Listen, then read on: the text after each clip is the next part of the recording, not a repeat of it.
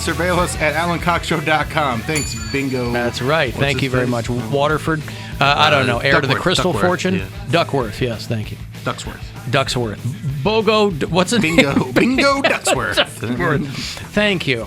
Bingo. But I couldn't help but think of that song, and I was reading about the Bionic eye company that is going out of business.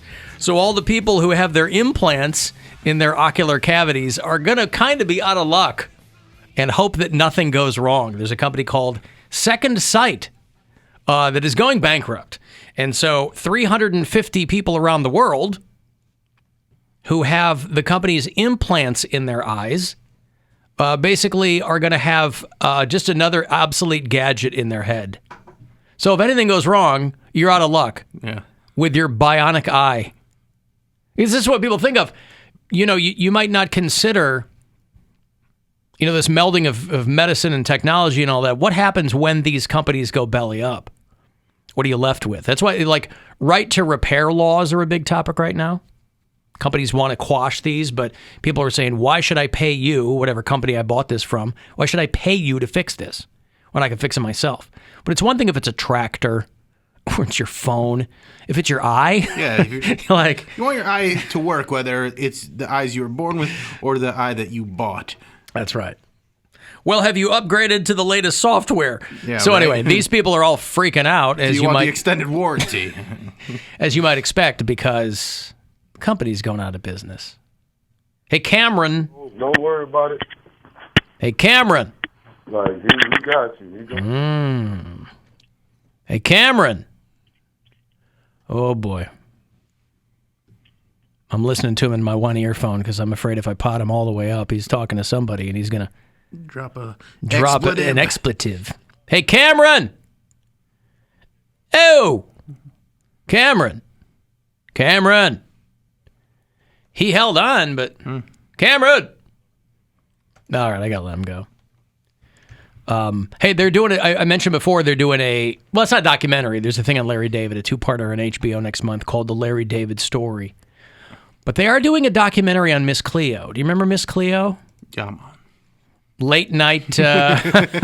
She was the pioneer of the. I thought Dionne Warwick preceded Miss Cleo. I thought the Dionne Warwick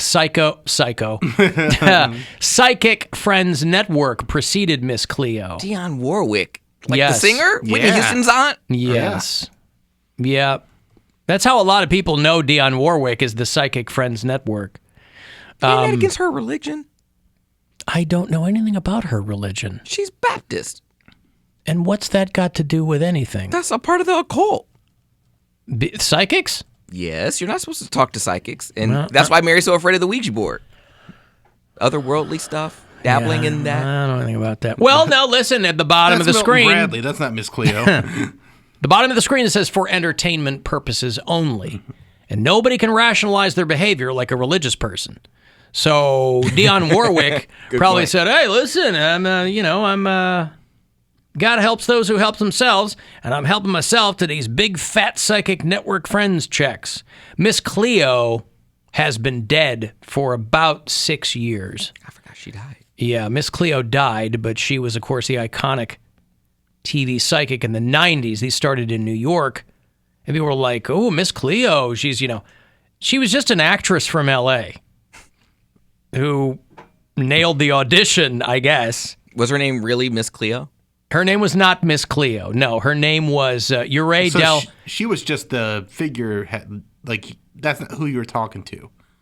Yeah, she was the actress in the commercials. Yeah. But people thought Miss Cleo was an actual person. It was an actress named Ure Harris who pretended to be Call me now, child. Right. I don't know why it made it more credible that she pretended to be Jamaican. Like when we were in Jamaica, we've told these stories. The guys that were trying to, nail down They got who we were. They got Poundcake's birthday or something like that, but they were like, when he was talking to me, he's like, "You are a financial manager," or something like that. Like, "You're in finance," and I was like, "You're so far off." He didn't say that. He said you're good with managing your money. No, he did not say you're good with managing money. He said you work with money.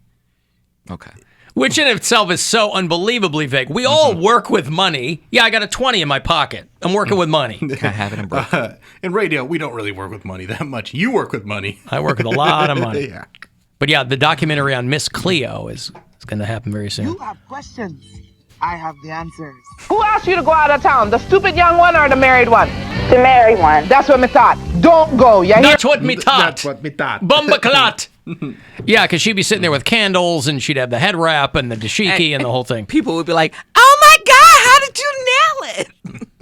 Hear me? If you want him to believe that it's over, then you gotta stop accepting the booty calls at 2 a.m. in the morning. You I understand? could have told you 2 that. a.m. in the morning. All of a sudden, she's Irish. 2 a.m. in the morning. I hate when people say 2 a.m. in the morning, by the way. It's either 2 a.m. or 2 in the morning. We know a.m. is in the morning. But again, she's dead. They gave her a break. She was just an actress. She wasn't actually Miss Cleo. That would have been fun if you were this actress. Oh, it'd be great. Do you think that Flo from Progressive thought she was still going to be playing Flo from Progressive? Like 10 years later. How long has it been? 15? A long time. It's been a long time, She's yeah. one of the groundlings. This actress that plays, and I'm sure every time they want to re-up, she's like, yes, please. Yes, please. It would have been great playing Miss Cleo. Or any long-standing, because it's just an advertisement.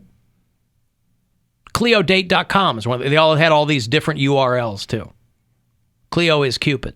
Stop accepting the booty calls at 2 a.m. in the morning. You understand? Yeah. Could you tell me what type of direction is my life headed into? Last 4 nights, your feelings. What type of direction is my life headed into? What type of direction? What type of direction? I'll tell you what. You're calling Miss Cleo to find out? A bad one. It's going in a bad direction. I'm going to say a down direction. I'm getting a lot of southeasterly winds. Have been hurt, so you've been up all night. Yes. You haven't been, and this is around a relationship. Oh, talk about it. Okay, don't make me take you that. And the calls had to be fake too, right? It's just for the commercial. Or was this? No, I think they were taking calls, and then they're probably recording all the calls that come in. I see. And then they give her a script on how to react to these calls that they probably had conversations with other people. You can always edit things and make it look better than it was. I mean, I remember these. Everybody remembers these commercials. I never paid that close attention to them. But I like the Didn't she get sued? Chappelle's Show educated guest line sketch. There's a company called, a couple of production companies that are putting together a documentary about Miss Cleo. Yes, became the centerpiece of $1 billion fraud investigation. $1 billion. But if how is it fraud if they say it's for entertainment purposes only? Like, people know what they're calling into. I don't know if they did, though. I think she started that. The FTC accused them of deceptive advertising. She claimed to be a shaman from Jamaica. Miss Cleo's charisma and famous imperatives enabled the Psychic Readers Network to charge callers seeking answers over $1 billion. Then they should be able to go after like mega churches and televangelists for the same stuff. Yeah, of course. I don't know why they don't. Well, because religion has an oversized and unearned influence in this country. Isn't this kind of an offshoot of religion? I don't know. It's all fakery that's what I'm saying. in the pursuit of cash and checks. Mm-hmm. Accused the network and its owners of deceptive practices, billing, and collection. Boy, imagine getting a call from collections because you haven't paid Miss Cleo. Yeah. Bet you didn't see that coming. The actress died of cancer 5 years ago, but they're doing a movie on. They're not sure if she was an accomplice or a victim in the Psychic Readers Network. And so she will be featured prominently throughout this thing. Church, young man. The ex is much better than the present one, you know. Did you think that you were pregnant a couple of months back? Yes. You were, but you lost it, correct? Yeah. The secret that you were holding back. You already hit it. It was about the baby. Michael, you really got yourself into trouble on. See, sometimes they'd have her behind a desk with candles. And sometimes they would have her, like, in a fake radio studio. So she's got headphones on, there's a microphone there, like she's doing a call-in show. But they had all of these, and I would imagine maybe part of the deceptive, whatever part of the lawsuit was, probably had to do with they had so many different website addresses. And so maybe part of the deception was getting people to think that those were different. I don't know. They had like Cleo Cupid and My Cleo and, So for those of you who are like, God, I wish somebody would do a deep dive on Miss Cleo, your train has finally arrived. It's coming. I'll probably watch this. I would too. Hell's yes. I'm going to watch it. You are not?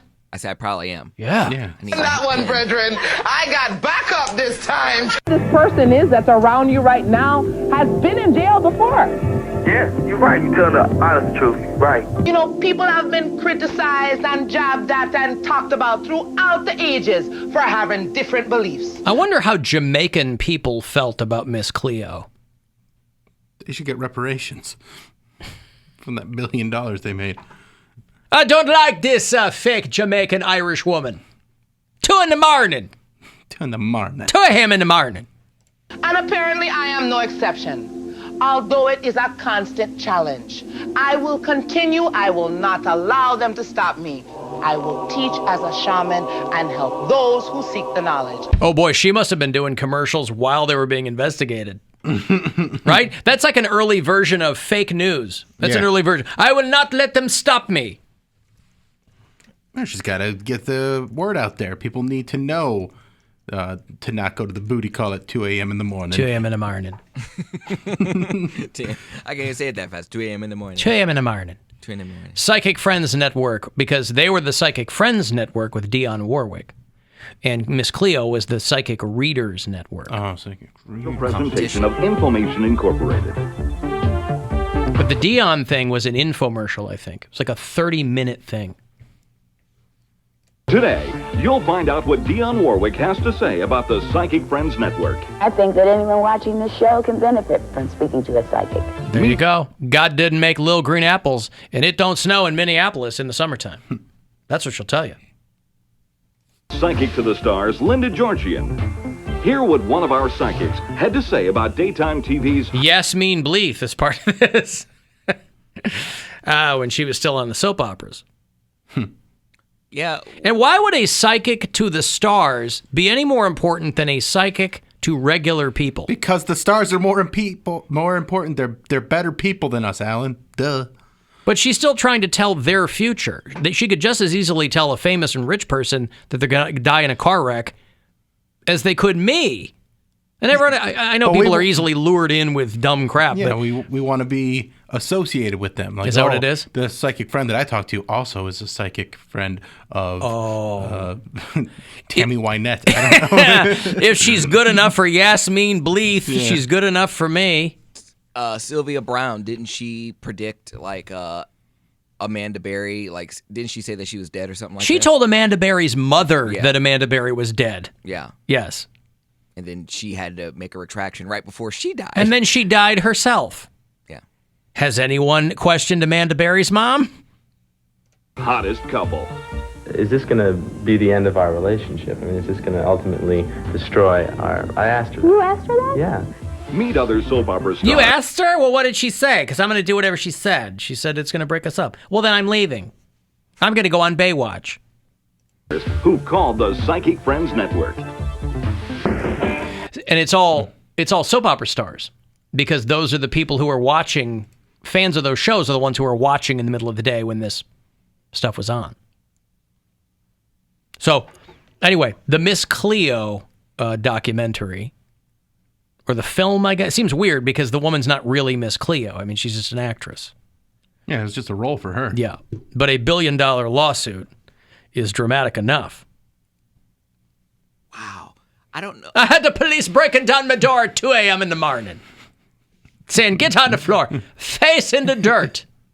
Miss Cleo. She's like, I'm not Miss Cleo. My name's Hugh Lee Harris. Now, you leave me alone. You leave me alone. Miss Cleo not here. What, Poundcake? No, I just don't understand, like, if she was married and, like, if she had kids, how do you keep that under wraps if you're, like... Well, it was easier back then. Yes, it was. But I'm just saying, like, now we don't know about Flo's personal life. Like, she literally, to me, I know she's an actress, but she is a character. Like, I only know her as Flo. But you could look up her name and probably find out details if you wanted to. You just haven't taken the time to do it. What are Flo's fans called? Like, does she have a fan army? A fan army. Yeah, I don't know. I saw her. She was a character on The Goldbergs. The actress's name is Stephanie Courtney. She's one of the groundlings. She's an actress and a comedian and whatever. But she's been Flo since 2008. Would you go see her stand up? Well, she was an improv comic. I mean, she was one of the groundlings, so she wasn't stand up. She was. Oh. But yeah, I would, sure. Imagine like Flo live at the Rocket Mortgage Fieldhouse. Well, she probably goes back to do stuff with the groundlings. Yeah. And why not? She probably gets a big applause when she walks out there. And she's like, I'm not going to talk about insurance. Drive safe, folks. You know, after everyone leaves. Mm-hmm. Yeah, good night. But don't drive too safe. We need your money. Yeah, that's what they do. We need to hike up those insurance rates. She said it takes 1 hour to prepare Flo's hair and another to apply her makeup. So to do that, you think it's easy being on television like that? It takes her an hour apiece to do the hair, which is just kind of a shag, and the makeup. But now she doesn't even do much in the commercials. Well, now they have her playing all those other characters, like her sister, and she plays her own dad. It's like the Clumps on these shows now, or these commercials. Wow, what a sweet gig. Oh, she has to be paid a lot. But you also never know how long it's going to last either. So you don't expect it to last 14 years. Just keep signing on. She's like, all right, can someone crash already, please? I'm done. No, I think in this day and age, you go, keep playing the commercials, keep those royalties rolling in, the residuals. I want them. Why would you prematurely quit that gig? I want people to know, look what happened to the Verizon guy. He came back for another company. And then that company got bought by another company. Right. And they're like, we don't like that. We don't need you. We associate you with that other company. Like when Poundcake goes off to do his own show, there's going to be a learning curve there. Because they're going to go, well, we think of you as Poundcake. Like, how are you employed? We don't think of you as you know, Cody the Conqueror, whatever he's going to call himself. Commander Cody. Commander Cody. Slow, like the old classic rock guy. I bet you don't even know who Commander Cody is. No, I just thought of that. You thought of Commander Cody? No, I just thought of me being Commander Cody. I don't know who Commander Cody is. I just thought of the name. Wasn't that a band? It was like Commander Cody and the Airmen. Commander Cody and his Lost Planet Airmen was an American country rock band in the late 60s. I think they had one hit. Well, Hot Rod Lincoln was their one big hit. I'm going to change it. I'm Commander Cody. You can listen to me live at 2 a.m. in the morning until 6 a.m. They would give me a shift like that. Sure. And they'd be like, nope, you can't voice track If any radio stations had live overnight shifts anymore, you'd get one. Guaranteed. I got a break. You want to get the last word in? Send me a text, 35192. Find it there. Next chance to grab some money is ahead of you, too. 6:30. You're going to hear another keyword for you to go fund yourself coming up. This is